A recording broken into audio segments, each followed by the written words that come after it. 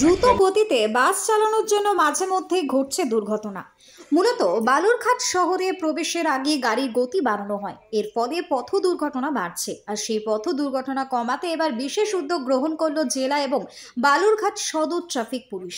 এদিন বালুরঘাট বাস স্ট্যান্ডের বাসের চালক এবং কর্মীদের নিয়ে বিশেষ বৈঠক করলেন ট্রাফিক পুলিশ। এদিনের বৈঠকে উপস্থিত ছিলেন ডিএসপি ট্রাফিক বিল্বু মণ্ডল সাহা, বালুরঘাট সদর ট্রাফিক আইসি অরুণ কুমার তামাং সহ অন্যান্য আধিকারিকরা।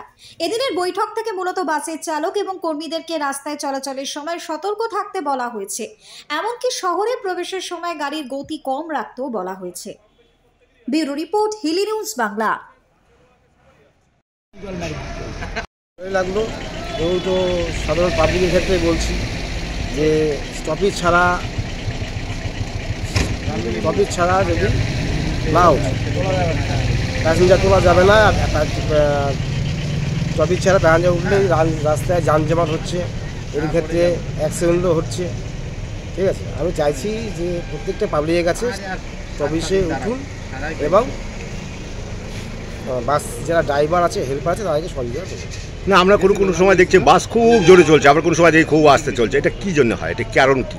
রাস্তায় গ্যাঞ্জাম থাকে। আমি তো দেখিনি।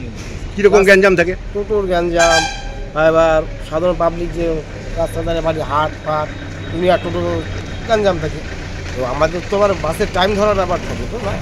তো ড্রাইভারের ক্ষেত্রে টাইমে না ঢোকাতে পারলে পরে 150-200 টাকা ফাইন লেগে যায়। এখন তো টোটো বাড়ায়, তো বাসের তো সেরকম ইনকাম নাই। আমরা এক ধরনের প্যাসেঞ্জারকে দেখি যারা বাড়ির সামনে থেকে ওঠে এবং বাড়ির সামনে থেকেই নামবে।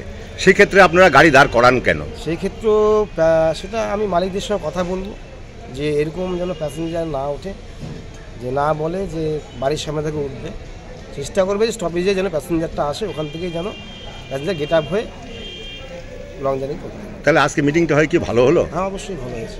আপনার নাম? লালু খটি। আপনি কি করেন? আমি নাইট গাড়ির সেক্রেটারি। বাড়ি শান্তিময় ঘোষ কুমার, বালুরঘাট। এটা আমরা ওনাদেরকে একটু সচেতনতা করার জন্য, যেহেতু টাউনের মধ্যে যখন গাড়িগুলো ঢোকে তো অনেক সময় দেখা যায় গাড়িগুলো খুব হাই স্পিডে ঢোকে, এর ফলে দুর্ঘটনা ঘটার সম্ভাবনা থাকে। এবং এখানকার যারা বালুরঘাট শহরবাসীর একটা অভিযোগ আছে যে টাউনে ঢোকার সময় গাড়িগুলো খুব দ্রুত গতিতে ঢোকে, তাই তাদেরকে নিয়ে বসা যাতে তারা টাউনে ঢোকার মুখে গাড়ির স্পিডটা কন্ট্রোলে রাখে এবং ট্রাফিক আইন মেনে চলে।